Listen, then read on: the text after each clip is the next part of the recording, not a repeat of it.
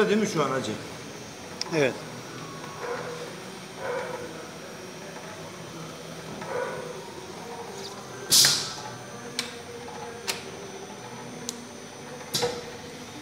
Hacı onu 42 yap. 35'te. Oo, 35. Ben bunu 40'ta çalışıyordum ha.